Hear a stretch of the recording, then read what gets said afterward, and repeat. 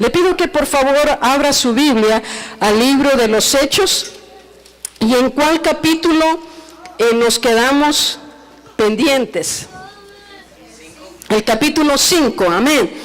¿Y cuál fue el tema que estuvimos meditando, en el cual estuvimos meditando el domingo pasado? Tenía que ver con un avivamiento. El avivamiento, hablábamos de los resultados de un avivamiento, amén. Y el domingo pasado vimos en este capítulo de Hechos 5 los primeros 5 resultados que suceden por un avivamiento. Y decíamos que un avivamiento es una gloriosa visitación de la presencia de Dios en medio de su pueblo, que se manifiesta con salvación de almas, amén. Se manifiesta también restaurando la vida de personas que estuvieron en el camino del Señor y que por alguna razón se salieron de la gracia de Dios. Pero Dios, en ese mover de avivamiento, los vuelve a traer a su camino. También decíamos que en un avivamiento se miran señales, milagros. Y gloria al nombre del Señor, que yo le acabo de hablar de un milagro bien calientito que me sucedió la semana pasada el domingo, saliendo de aquí, yendo para mi casa. Entonces, Dios nos visita con prodigios y maravillas. Pero algo que nosotros no podemos olvidar es de que el resultado primario de un genuino avivamiento es la salvación de las almas. Y amados hermanos, la salvación de las almas sucede no solamente por la acción y el ministerio del Espíritu Santo y la predicación de la palabra, sino que también sucede porque los creyentes, al estar avivados, los creyentes, ¿qué es lo que hacen? Comparten a Cristo, hablan de Cristo, amén. El enemigo no puede cerrarle la boca para contar de las maravillas de Dios. Entonces, el creyente que está en avivamiento testifica a los perdidos de Cristo, los invita a la casa del Señor para que ellos sean salvos. Ahora veamos en esta segunda parte de este mensaje los siguientes resultados que forman parte de un avivamiento. Y vamos a leer los versículos del 17 al 18. Ya todos lo tienen, Hechos 5, me pueden decir amén si ya lo tiene, amén. Y vamos a leer en voz audible todos juntos. Y dice así la palabra: entonces levantándose el sumo sacerdote y todos los que estaban con él, esto es, la secta de los saduceos, se llenaron de celos y echaron mano a los apóstoles y los pusieron en la cárcel pública. Hasta ahí vamos a llegar. Este resultado que ocurre como producto de un genuino avivamiento es que va a haber oposición. Y esa oposición no solamente va a traer oposición de parte del enemigo, sino que va a levantar persecución en contra de la iglesia del Señor.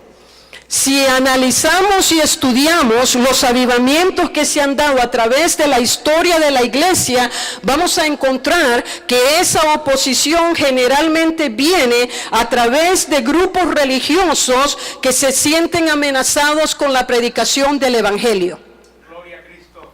Sí, hermanos, es a través de grupos religiosos, es a través de gente, ¿verdad? Que algunos pueden proclamar a Cristo, dicen ellos, pero que porque viven en idolatría no predican un evangelio genuino, un evangelio completo. Y viene a través de estos grupos religiosos. ¿Por qué la oposición se levanta? Porque el evangelio es el único que puede romper no solamente las cadenas de pecado, sino que el evangelio también quita el velo de la religión. El evangelio, hermanos, quita el velo de la idolatría, hace que las cadenas espirituales se rompan, pero también con esas cadenas la ceguera espiritual es destruida por el poder del evangelio del Señor Jesucristo. Entonces, los sistemas religiosos de este mundo son usados por Satanás, el enemigo de Dios, para hacerle creer a la gente que ellos están bien con Dios. Mire qué mentira más grande la que el enemigo utiliza, amén. En el corazón de todo ser humano hay una necesidad espiritual. Y esa necesidad está ahí, hermano, porque usted ha sido creado por Dios. Dios puso espíritu en el hombre. Aún en los ateos tienen espíritu. Y hermanos, en el hombre y en la mujer se da una necesidad de conocer a Dios. Por ejemplo, la hermana Carolina López. ¿Cuántos conocemos a hermana Carolina López, que ahora está sirviendo de misionera allá en India? Carolina López era una atea. ¿Sabía usted eso? Carolina López era una atea. Ella no creía en Dios. Y gloria sea el nombre del Señor, que por el poder del Evangelio, ahora Carolina es una misionera en un país sensitivo, un país donde se proclaman 33 millones de dioses. ¿Cómo es posible que una mujer que no creía en Dios, que no creía en la existencia de Dios y en lo que Dios hace, ahora esté sirviendo a Dios? Es que el Evangelio es poder de Dios para salvación a todo aquel que cree.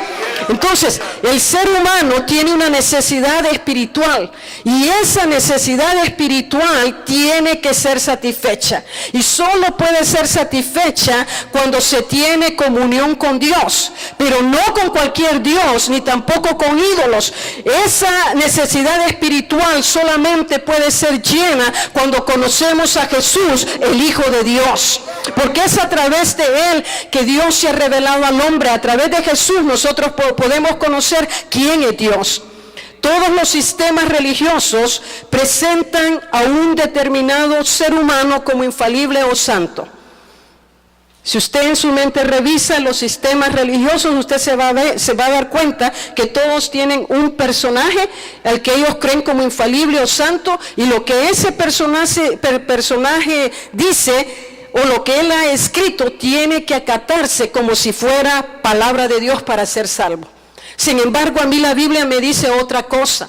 La Biblia claramente enseña que no hay otro mediador entre Dios y los hombres en quien podamos ser salvos. La Biblia a mí me dice que el único mediador a través del cual podemos ser salvos es Jesucristo. Y este mensaje del Cristo crucificado y resucitado levanta oposición, porque es el único mensaje que tiene poder para deshacer las obras de los emisarios del diablo. Y amados hermanos, nosotros debemos de estar preparados, porque es lindo estar en avivamiento, es lindo hablar de milagros, es precioso hablar de que el Señor tocó mi cuerpo y me sanó, es maravilloso hablar de una provisión financiera que milagrosamente Dios hizo para mi familia, para mi vida personal. Pero si nosotros queremos un avivamiento, tenemos que estar seguros que va a haber oposición de parte del enemigo contra la iglesia y contra nuestras vidas. Recuerdo allá por el año de 1996, en un viaje misionero que habíamos hecho a Colombia, teníamos una campaña evangelística y yo estaba predicando esa noche, y recuerdo perfectamente bien cuando en la carpa empezaron a caer piedras, y las piedras venían porque los vecinos que nos estaban escuchando alrededor no les gustaba el mensaje que estaban escuchando. Y amados hermanos, la oposición es algo normal que sucede en todo avivamiento. Hace unas semanas atrás oíamos de la acusación que el gobierno de Irán estaba haciendo contra un pastor, el pastor Youssef, por causa de su declaración pública de fe en el Señor Jesucristo. Este pastor a la edad de 19 años abandonó el islamismo y abrazó el evangelio del Señor Jesucristo. Recibió un llamado al pastorado y la iglesia evangélica, y quiero decir aquí, ¿verdad? Y qué bueno que lo estamos filmando, porque el problema que ocurre es que el mundo está confundido. Y nos llaman cristianos, y también llaman cristianos a los de la religión popular. Yo no me considero una cristiana, me considero evangélica, por los principios y valores de la palabra del Señor Jesucristo. Entonces, este pastor abrazó la fe del evangelio, y con ese llamado que recibió, en obediencia, él comenzó una iglesia. Y hermanos, tener una iglesia de 400 miembros en Irán, eso es una tremenda cosa. Esa es una iglesia en avivamiento en Irán. Ahora hay razón por qué el gobierno de Irán se levantó contra él y lo ha acusado de apostasía. Apóstata porque abandonó la religión del islamismo. Pero alabado sea el nombre de Jesús, que este pastor Youssef ha conocido a un Cristo de poder, a un Cristo crucificado pero resucitado, un Cristo que vive por los siglos de los siglos. Gloria sea el nombre de Jesús. Y porque ha conocido a un Cristo vivo, él no ha cedido a la presión del gobierno.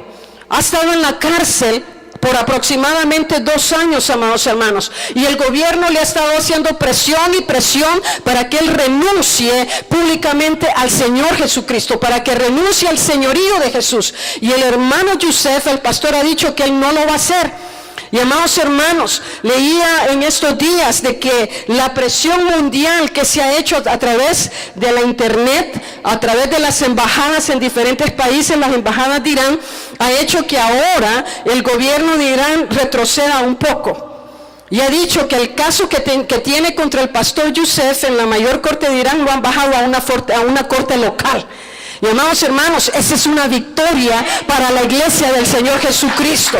Alabamos el nombre de Jesús. Debemos de seguir orando por el hermano.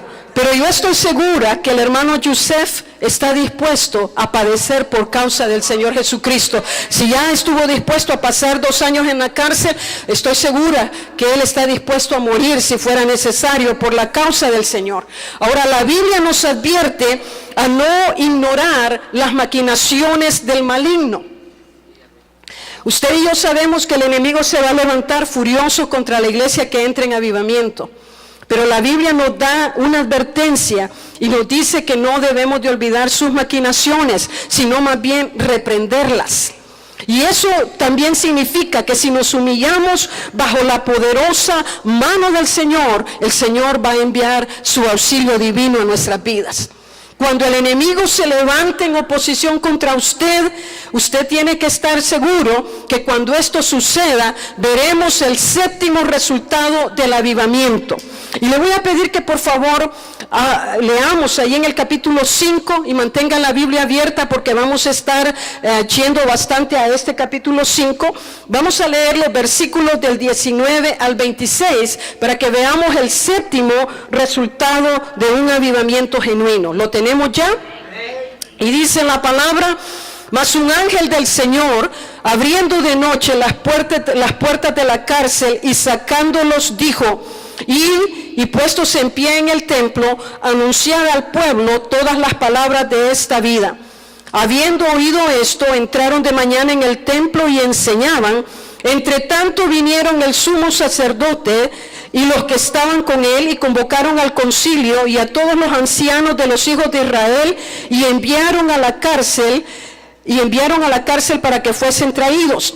Pero cuando llegaron los alguaciles, no los hallaron en la cárcel. Entonces volvieron y dieron aviso diciendo: por cierto, la cárcel hemos hallado cerrada con toda seguridad, y los guardas afuera de pie ante las puertas. Mas cuando abrimos, a nadie hallamos dentro. Cuando oyeron estas palabras, el sumo sacerdote y el jefe de la guardia del templo y los principales sacerdotes dudaban en qué vendría a parar aquello. Pero viniendo uno, le dio esta noticia: he aquí, los varones que pusisteis en la cárcel están en el templo y enseñan al pueblo.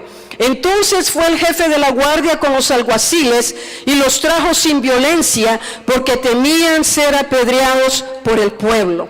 El 7º resultado que nosotros encontramos en un genuino avivamiento, hermanos, es la protección divina. Y esa protección divina muchas veces será manifiesta en milagros. Podemos estar seguros y confiados en que el Señor cuidará de nuestras vidas en medio de la oposición que estemos pasando por causa del nombre de Jesús y de la fe que hemos depositado en Jesús. ¿Cuántos le podemos decir amén al Señor? Gracias a Jesús, ¿verdad? Porque en medio de la oposición va a haber protección divina. El concilio, según lo que nosotros hemos leído, se estaba preparando para enjuiciar a los apóstoles. Pero antes de que esto sucediera, el Señor envió a su ángel, gloria al nombre del Señor, para que abrieran las puertas de la cárcel y ellos pudieran quedar en libertad. Yo recuerdo, amados hermanos, en la guerra civil que se dio en El Salvador, en ese tiempo la historia del Salvador confirma que el mayor avivamiento que ha experimentado la nación del Salvador ha sido en el año de la guerra civil entre la guerrilla y el gobierno. Y amados hermanos, en ese tiempo la iglesia creció rápidamente. Son los años en que El Salvador ha experimentado mayor conversión de personas que han hecho una fe en el Señor Jesucristo. Y yo recuerdo, hermanos, que en ese tiempo se dieron muchos testimonios de hermanos que contaban en los pueblos y en los cantones que la guerrilla llegaba levantando posición contra la iglesia y los hermanos evangélicos pentecostales. Recuerdo que muchos de estos hermanos hablaban de que los guerrilleros se posicionaban a la entrada de los templos, esperando que los pastores salieran para matarlos. Pero en esos momentos Dios enviaba ángeles, hermanos. Y hay testimonios de hermanos que vieron ángeles que protegían a su pueblo, y que cuando los guerrilleros veían esos seres angelicales salían corriendo. Hermanos, lo que nosotros predicamos no son fábulas, estos no son mitos, hay una realidad espiritual, y Dios ha prometido proteger a su iglesia en medio de la oposición, en medio de la persecución. La mano poderosa de Dios se deja ver. Gloria sea el nombre del Señor. En mi viaje a El Salvador, este viaje que tuve en el mes de agosto, tuvimos la gran bendición de visitar el Museo de las Asambleas de Dios. Y me llamó la atención algo que leí de un hermano, el hermano Fidel Amaya, que en el tiempo de los años de 1961, él era el vicesuperintendente de toda la confraternidad de El Salvador, y era también el presbítero del área oriental en el país. Y se cuenta que este hermano en esos años de los 1961, él recibió un telegrama. En ese telegrama decía: hermanos Perquín presos. Él en realidad no entendía mucho lo que decía el telegrama, pero empezó a indagar, y él preguntó quiénes son los hermanos Perquín. Y le dijeron que en realidad pues no existían hermanos Perquín, era un pueblo en Morazán. Y entonces cuando el hermano supo, ¿verdad?, que pues él, siendo de Occidente, no conocía Oriente, era santaneco. Entonces el hermano se dirigió al área de Oriente, allá a Morazán, a Perquín.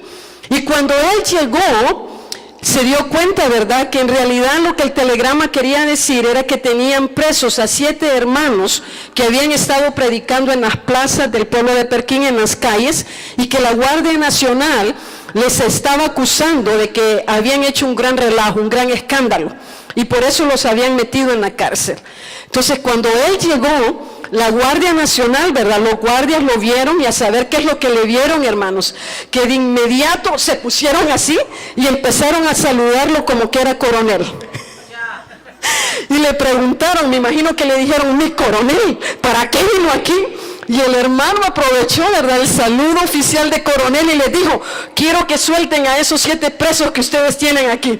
Inmediatamente, como el coronel les dio la orden que soltaran a los 7 presos, los pusieron en libertad. Y cuando esos hermanos salieron, cuando esos pastores salieron de la cárcel, uno se acerca al hermano Fidel Amaya y le dice: hermano Fidel, yo no sabía que usted era coronel. Y el hermano Fidel le dice: cállese, no haga pregunta y váyase a su casa. Gloria sea el nombre del Señor. ¿Y sabe qué fue lo que pasó? Pues el hermano sabía que él no era coronel, ¿verdad? Y entonces le entró un poquito de temor y dijo: voy a hacer que se den cuenta que yo no soy el coronel, mejor me voy del pueblo. Entonces rapidito salió también de la cárcel, y como no conocía el pueblo, imagínense, alguien de Occidente que no conoce Oriente, andaba su Oriente, el pobre hermano andaba bien perdido. Entonces agarró una vereda, ¿verdad? Ahí sí cualquier camino le cae bien a uno. Entonces se fue por la vereda y comenzó a caminar, hermano, porque él no quería, ¿verdad? Se iba a descubrir que él en realidad era pastor, no era coronel. Comenzó a caminar en la vereda. Y el hermano cuenta, hermanos, de que en la vereda él encontró un niño que estaba cerca de un árbol. Y a él le llamó mucho la atención: ¿cómo es posible que yo estoy caminando solo y en esta vereda y hay un niño que está cerca de un árbol? Él se acercó a hablarle al niño y le preguntó qué estaba haciendo ahí. Y la respuesta del niño fue: lo estoy esperando para llevarlo a que tome el bus. Amados hermanos, qué tremendo, pero espérense, esto está bueno, ¿verdad? Gloria al nombre de Jesús. Caminaron toda la noche, y cuando amaneció, el niño lo llevó justo al lugar donde estaba el autobús. Hermano Fidel le dice al niño: espérame aquí, voy a ir a preguntar para ver a qué hora sale el bus. Él fue a preguntar, cuando regresó el niño había desaparecido. Y él comienza a preguntarle a la gente que estaba por ahí alrededor esperando el bus, les dice: ¿dónde está el niño que me acompañó? ¿Ustedes han visto un niño? Y hermanos, la respuesta de la gente fue: no hemos visto ningún niño a estas horas de la mañana. Amados hermanos, sin lugar a duda, Dios envió su ángel para proteger a su siervo. Y esto nos debe de dar seguridad a nosotros, que cuando el enemigo se levante como un río, Jehová, el Dios de los ejércitos, levantará su bandera a favor de su iglesia. Gloria sea el nombre de Jesús de Nazaret, el Cristo resucitado, el que vive por los siglos de los siglos. A Él sea la gloria por siempre y para siempre. Un genuino avivamiento desata el poder protector de Dios sobre su pueblo. Y esto me lleva al octavo resultado de un genuino avivamiento. Vamos a leer, continuando con nuestro capítulo 5 en Hechos, los versículos del 27 al 32. ¿Estamos listos, hermanos? Dice: cuando los trajeron, los presentaron en el concilio, y el sumo sacerdote les preguntó diciendo: ¿no os mandamos estrictamente que no enseñases en ese nombre? ¿En cuál nombre? El nombre de Jesús. Y ahora habéis llenado a Jerusalén de vuestra doctrina y queréis echar sobre nosotros la sangre de ese hombre. Respondiendo Pedro y los apóstoles dijeron: es necesario obedecer a Dios antes que a los hombres. ¿Cuál fue la respuesta de Pedro y los apóstoles? Díganme, ¿cuál fue?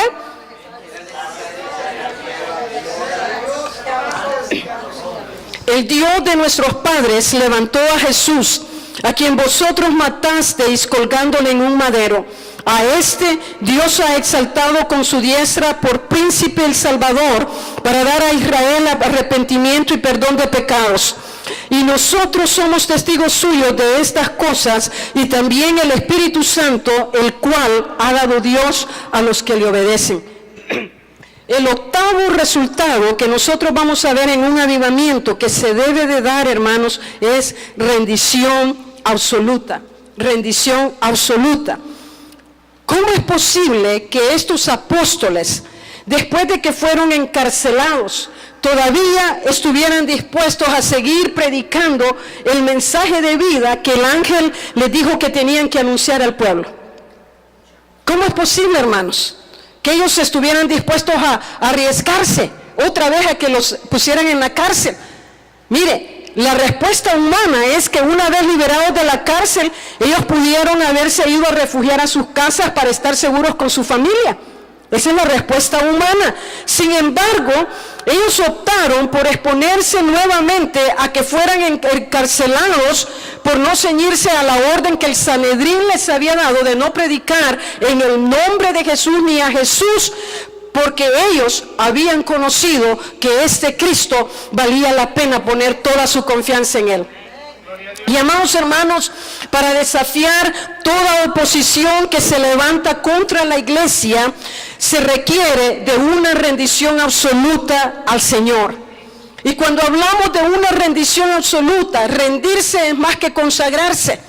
Nosotros estamos dispuestos a consagrarnos, pero amados hermanos, si somos honestos, nos damos cuenta que la consagración nos ayuda a apartarnos del pecado y a volvernos a Dios en santidad. La consagración es muy buena para nuestras vidas, preserva nuestras almas, pero cuando hablamos de rendición, el panorama cambia. Porque la rendición no es solamente consagración. La rendición significa: yo me entrego a ti, Señor, para que tú vivas a través de mí.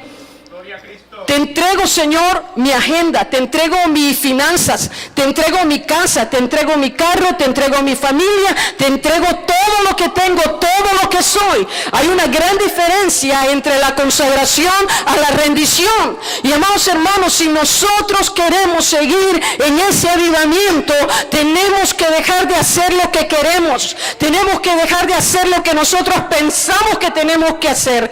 Tenemos que dejar de planificar nuestros programas, proyectos, aún nuestra propia vida, y en vez de eso tenemos que ceñirlos al señorío del Señor Jesucristo, sin cuestionamientos, sin temores, sin inseguridades y dudas. Eso es la rendición. Hoy se cambió aquí el ambiente en la iglesia. Se siente el cambio, hermano, en el ambiente. Gloria a Dios. Los apóstoles habían aprendido que era necesario obedecer a Dios antes que a los hombres, porque ellos sabían, como le decía anteriormente, que este Jesús era digno de toda su confianza. Para llegar a una rendición absoluta se requiere de 2 elementos en nuestra vida. Y tome nota de esto. Aún los que no toman nota, yo le animo que en esta mañana usted lo anote. Hay 2 elementos, hermanos. Si usted no recuerda nada de todos estos factores o resultados, que son 9 en total, espero que usted nunca vaya a olvidar estos 2 elementos que tienen que ver con una rendición absoluta. Y esto tiene que ver con la vida del creyente. Para que nosotros lleguemos a una rendición absoluta, se requiere tanto de fe como de obediencia. Mire, ¿por qué fe? Fe para creer plenamente en la persona de Jesús. Mire, el Evangelio no es una religión. ¿Qué es lo que distingue la fe del Evangelio de las demás religiones? Primero, que este hombre que vino a predicar este Evangelio que usted y yo tenemos, venció los poderes de la muerte, del pecado y Satanás. Este es el único hombre que usted va a su tumba y él no está en la tumba. Es el único hombre de todos los que han venido a predicar una fe o un evangelio, es el único. Entonces, conocer a Jesús es conocer la vida. Él dijo en Juan capítulo 16 que la vida eterna comenzaba cuando lo conocíamos, a él, capítulo 17 versículo 3, y esta es la vida eterna, que te conozcan a ti, eso es el Padre, al único Dios verdadero, y a Jesucristo a quien has enviado. Entonces, amados hermanos, la vida eterna en usted y en mí comenzó desde el momento que rendimos nuestras vidas al señorío del Señor Jesucristo. Desde ese momento usted y yo recibimos vida espiritual, recibimos el ADN, lo que yo amo, el ADN genético de Dios. Y amados hermanos, ¿por qué yo le doy mucho énfasis al ADN? Mire, cuando yo estudié las clases de biología, ¿verdad, hermano? Ahí a uno le enseñan, ¿verdad?, los cromosomas y qué es lo que hacen y qué es lo que hace el ADN. El ADN tiene mucho que ver con la forma que usted es, si es bajito, si es sapito, si es gordito, si usted es grandulón, si es delgadito, si es alto, ¿verdad? Si es... Todos esos factores que usted tiene, que los podemos ver, tienen que ver con su ADN, su forma de ser. Y amados hermanos, cuando nosotros venimos a Cristo y la Biblia dice que nacemos de nuevo, Dios pone su naturaleza divina en nosotros. Por eso usted y yo tenemos que parecernos a nuestro Padre espiritual.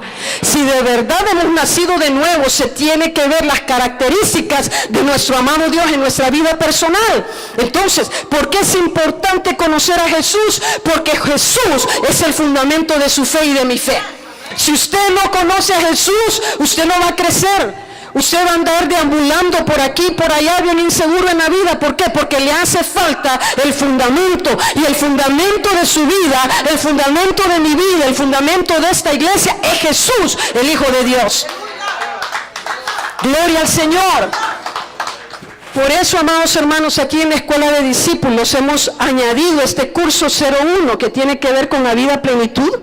Y los hermanos que están estudiando este curso se dan cuenta de quién estudian, de quién se habla en todo ese curso. ¿De quién es? Jesús, la persona de Jesús. ¿Quién es Jesús? Amén, ¿qué vino a hacer? Ese Jesús alteró la historia de la humanidad, hermanos. No solamente en el aspecto espiritual, es que Jesús partió la historia. Y cuando Él vino, la historia se partió en Dios, en dos. Por eso es que hay un antes de Cristo y un después de Cristo. Y gloria sea el nombre del Señor, que en mi vida también Él hizo historia. Que yo puedo decir, antes de Cristo yo era así, ahora en Cristo yo soy así. Gloria sea el nombre de Jesús. Entonces, amados hermanos, es importante conocer a Jesús, porque usted no puede tener fe en alguien que no conoce. Entonces, nuestra fe, para creer plenamente en Jesús, tenemos que conocerlo. Si yo lo conozco, yo puedo creer en quién es Él, en lo que Él dice. Yo puedo creer que lo que Él dice que puede hacer por mí, yo creo que Él lo puede hacer.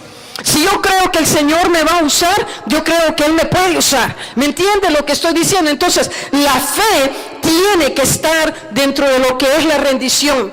Yo no puedo llegar a ese proceso de rendición Y amados hermanos, Dios espera que todos los que hemos confesado a Jesús como Señor de nuestra vida, que caminemos en este proceso de rendición. Y digo un proceso, porque esto no ocurre de la noche a la mañana, hermanos. Tenemos que permitir al Espíritu Santo que trabaje en nuestras vidas. Tenemos que permitir que la palabra se anide en nuestro corazón, que haga mella en nuestros pensamientos, en nuestro ser, en nuestras emociones, en nuestros sentimientos. Entonces es ahí cuando comenzamos a caminar en ese proceso de rendición.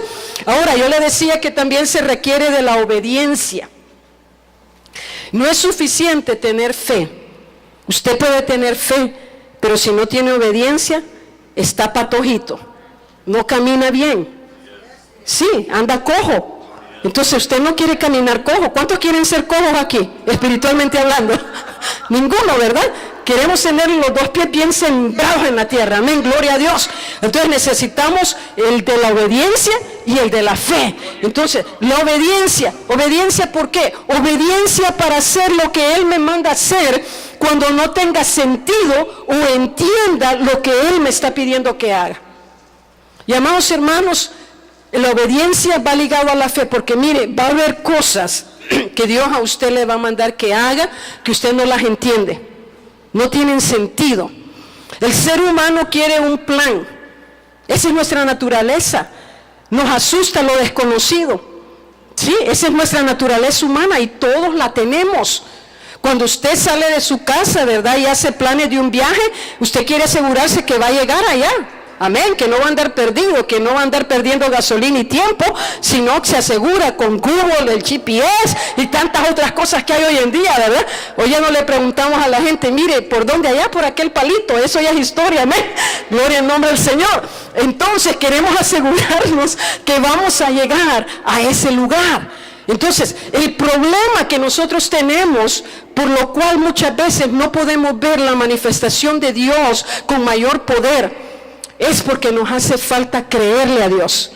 Estamos dispuestos a obedecer, pero según mis términos, Señor. Hasta aquí te obedezco, Señor. Pero si yo no puedo entender y ver más allá de lo que tú me pides hacer, entonces empezamos a cuestionar y comenzamos a decir, eso está muy delicado, eso es muy difícil lo que el Señor me está pidiendo. Entonces, la obediencia no cuestiona.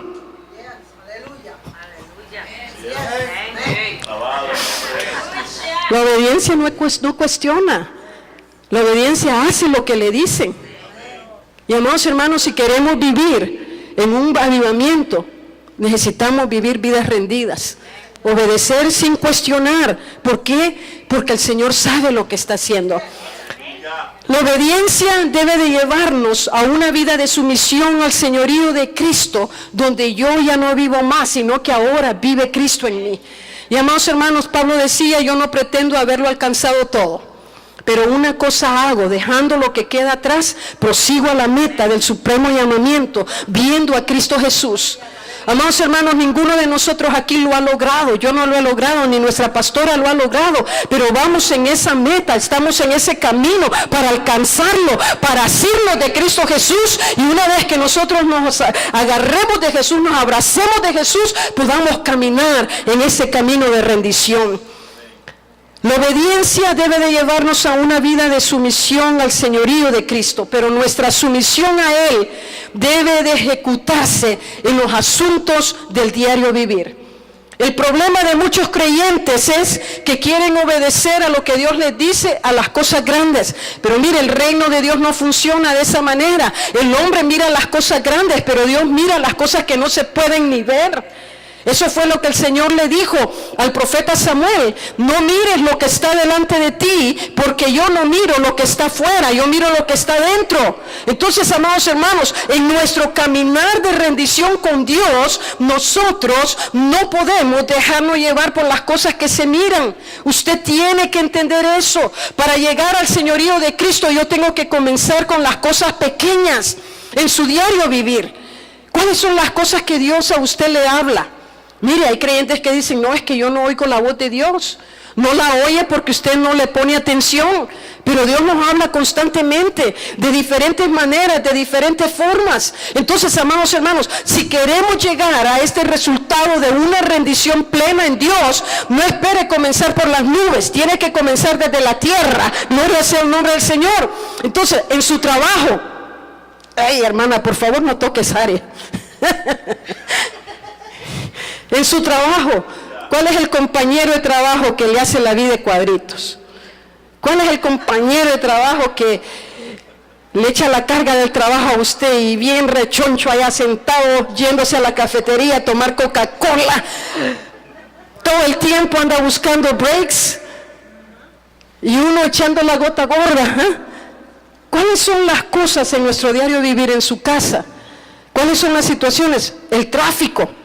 Hermanos, el tráfico en esta área se está poniendo increíblemente mal. Y los pronósticos es que no van a haber cambios porque no hay plata. No hay plata para levantar más carreteras.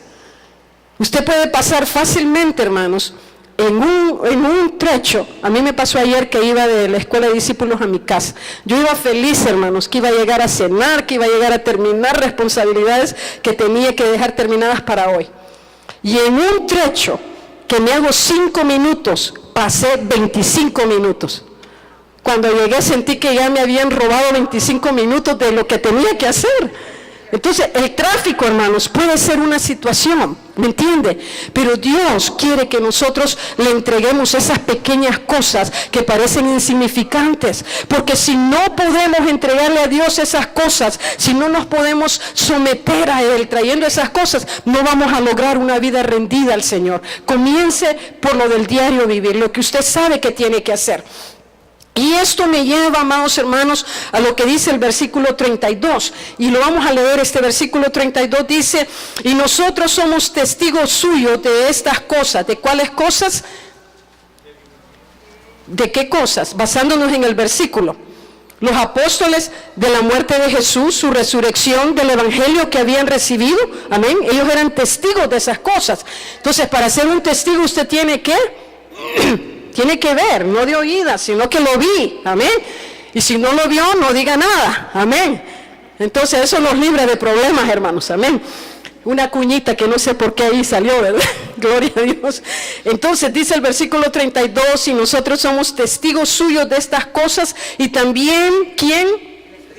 El Espíritu Santo, el cual ha dado Dios a los que le obedecen. Y esto me lleva a este punto. Para recibir el bautismo del Espíritu Santo se necesita que nos rindamos a Jesús en ese preciso momento cuando Él nos quiere bautizar con su Espíritu Santo. ¿Cuántos de los que han experimentado esta bendición espiritual gloriosa de haber sido bautizados en el Espíritu Santo pueden decir amén a esto que estoy diciendo? Sí, hermanos. Si usted no ha recibido el bautismo del Espíritu Santo y lo anhela y está orando, y nosotros seguimos orando en esta iglesia por mayores bautismos del Espíritu Santo, y yo sé que el Señor nos va a seguir visitando con bautismos en el Espíritu Santo. Pero si usted lo anhela en ese preciso momento, cuando Jesús le quiere bautizar con su Espíritu Santo, es importante, es vital, es necesario que usted se rinda a lo que Él quiere hacer con usted en ese momento. Muchas veces el creyente no puede ser bautizado porque no se rinde al Señor. Quiere recibir esta bendición espiritual, pero a la vez está luchando con inseguridades, con temores, con dudas. Y amados hermanos, decíamos que la fe es una seguridad en quién es Jesús. Y Jesús nunca va a querer un mal para usted. ¿Usted cree que Jesús le va a enviar una maldición? No. ¿Usted cree que Jesús quiere un mal para usted? No. ¿Qué es lo que quiere Jesús hacer con usted? ¿Qué es lo que quiere hacer? Bendecirlo. Entonces, hermanos, cuando vienen esos momentos, cuando se está ministrando por el bautismo del Espíritu Santo, usted tiene que echar fuera eso. Tiene que quitarlo de su mente, de su corazón, y recordar que Jesús quiere bendecirlo. Él quiere lo mejor para usted. Entonces, ¿qué tenemos que hacer? Es rendirnos, ceder a lo que el Señor quiere hacer. Hay creyentes que se sienten que no son dignos de recibir tal bendición porque todavía se miran como sucios pecadores. Y lo que yo le puedo decir a creyentes que sienten esto cuando se les está ministrando el bautismo del Espíritu Santo es que la palabra de Dios a mí me dice que la sangre de Cristo es poderosa para limpiarnos de todo pecado. Y amados hermanos, si su vida ya fue limpia por el poder de la sangre de Jesucristo, usted no tiene por qué vivir sujeto a condenación. La Biblia nos dice en Romanos el capítulo 8 que para los que andamos en Cristo Jesús ya no hay condenación, para los que no caminamos conforme a la carne, sino conforme al Espíritu de Dios. Hay creyentes que piensan ser perfectos. Perfectos en el sentido humano nadie puede ser. Podemos ser perfectos en la madurez hacia Cristo. Entonces, cuando se esté ministrando por el bautismo del Espíritu Santo y vengan estas luchas en la mente, usted diga: Señor, yo te doy gracias porque tú me has lavado con tu sangre preciosa. Eso es fe, pero crea lo que dice, no para lavarse el coco, porque a veces repetimos cosas para que se nos quede en la cabeza, y hermanos, eso no es fe. La fe tiene que ser una convicción, una seguridad de lo que Dios dice. Así es, que yo creo que su sangre me ha limpiado, que su sangre me purificó, y ahora yo puedo estar delante de Dios como un hombre santo, una mujer santa, por el sacrificio de Cristo en la cruz del Calvario.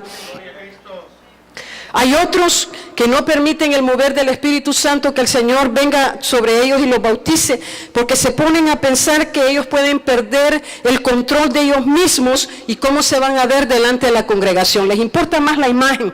Y amados hermanos, rendirnos es precisamente eso, rendir el control. Venga hermanos, venga hermano, le voy a entregar esto. ¿Qué estoy yo haciendo ahí? ¿Le estoy entregando el control. Yo no voy a manejar el proyector. Esto es para manejar el proyector, para controlarlo. ¿Para controlar el qué? ¿El fan? ¿El aire? Ok, entonces, eso es para... Oh, qué bueno, entonces las pastoras podemos estar sentadas de... Ay, mire qué bueno, encontré una solución. Gloria a Dios. Entonces, pero esto es control. Es remoto, automático. Mire qué facilidad con la tecnología hoy en día. Pero si yo ya no quiero estar a cargo de esto, le entrego al hermano para que él controle ¿qué? La temperatura. Entonces, amados hermanos, rendirnos es precisamente eso, rendir el control de mi vida al Señor. Y amados hermanos, cuando el Señor le visite para bautizarlo con su Espíritu Santo, deje de luchar con Dios. Deje de luchar con Dios, deje que Dios lo bautice, deje que Jesús lo meta en el río de su Espíritu. Eso es algo precioso. ¿Cuántos podemos decir que es algo precioso, es algo maravilloso? Es una experiencia fuera de este mundo que nadie la puede dar. El único que la puede dar es Jesús de Nazaret. Gloria a Jesús. El noveno y último resultado que trae un genuino avivamiento es disposición para padecer por causa de Cristo. Disposición para padecer por causa de Cristo. Leamos por favor los versículos del 33 al 42, ahí en el capítulo 5 donde nos quedamos, y dice así: ellos oyendo esto se enfurecían y querían matarlos. Entonces, levantándose en el concilio un fariseo llamado Gamaliel, doctor de la ley, venerado de todo el pueblo, mandó que sacasen fuera por un momento a los apóstoles, y luego dijo: varones israelitas, mirad por vosotros lo que vais a hacer respecto a estos hombres, porque antes de estos días se levantó Teudas diciendo que era alguien. A este se unió un número como de 400 hombres, pero él fue muerto, y todos los que le obedecían fueron dispersados y reducidos a nada. Después de este se levantó Judas el Galileo en los días del censo y llevó en pos de sí a mucho pueblo. Pereció también él, y todos los que le obedecían fueron dispersados. Y ahora os digo: apartaos de estos hombres y dejadlos, porque si este consejo o esta obra es de los hombres, se desvanecerá, mas si es de Dios, no la podréis destruir. No seáis tal vez hallados luchando contra Dios. Lea conmigo por favor los versículos del 40 al 42. Y convinieron con él, y llamando a los apóstoles, ¿después de qué? ¿Qué sucedió? Después de azotarlos, ¿qué hicieron? Les intimaron que no hablasen en el nombre de Jesús, y los pusieron en libertad. Y ellos salieron de la presencia del concilio gozosos de haber sido tenidos por dignos de padecer afrenta. ¿Cómo se sintieron? Dignos de padecer afrenta. ¿Por causa de quién? Por causa del nombre. Y todos los días en el templo y por las casas no cesaban de enseñar y predicar a Jesucristo. Gloria sea el nombre de Jesús. Los maestros de la ley, los escribas, los fariseos y los saduceos que componían el Sanedrín, que era el concilio religioso de Israel, estaba compuesto de 70 varones. Imagínense, 70 varones que querían matar a los apóstoles. Y la Biblia nos dice que ellos ardían de ira porque no encontraban la manera de paralizar la predicación del evangelio. Cada vez que los apóstoles predicaban este mensaje y proclamaban el nombre de Jesús, les retinaban los oídos a la gente del concilio. ¿Por qué? Porque ese hombre Jesús era el hombre que ellos odiaban a muerte. Y no solamente era el hombre que odiaban a muerte, sino que también fue el hombre al cual ellos habían matado. Si el avivamiento es genuino, el enemigo se va a levantar como río para destruirlo. Téngalo por seguro. Pero Dios va a hacer la parte que a Él le corresponde para salvaguardar el avivamiento. Pero hay otra parte, amada iglesia, que Dios no puede hacer, y esa nos toca a nosotros. Y déjeme decirle cuál es esa parte. La parte nuestra es estar dispuestos a padecer persecución y afrenta por causa de Cristo y del Evangelio. Ninguno de nosotros, de los que estamos aquí, hemos sido encarcelados por causa de Cristo. A ninguno de nosotros el gobierno nos ha prohibido reunirnos en este lugar o en cualquier otro lugar de la nación americana para celebrar al Dios de la Biblia. Ustedes que son padres pueden decirme que a ninguno de sus hijos se les ha prohibido ir a la escuela o a la universidad simplemente por el hecho de que son evangélicos. Ninguno de nosotros se nos han cerrado puertas de trabajo por declarar que creemos en Jesús. Todos los que estamos aquí gozamos de libertad de culto y de fe en la nación en la cual vivimos. Tal vez lo más que nos ha sucedido es que se rían de nosotros por ser evangélicos. Tal vez lo más que ha sucedido es que hablen de nosotros con sarcasmo y desdén y nos llamen ignorantes, como siempre el mundo ha dicho de los evangélicos. Los apóstoles estuvieron dispuestos no solo a ser perseguidos por causa de Cristo. Ellos estuvieron dispuestos a padecer afrentas por causa de Jesús y de su nombre. Estuvieron dispuestos a ser castigados, como ha ocurrido en estos pasajes del libro de los Hechos que usted y yo hemos estado estudiando en la iglesia últimamente. Ellos estuvieron dispuestos a morir por causa de Jesús. El concilio los amenazó nuevamente y les dijo: dejen de predicar en ese nombre, dejen de hablar de ese hombre. Y los versículos que acabamos de leer nos dicen que ellos los soltaron después de haberlos azotado.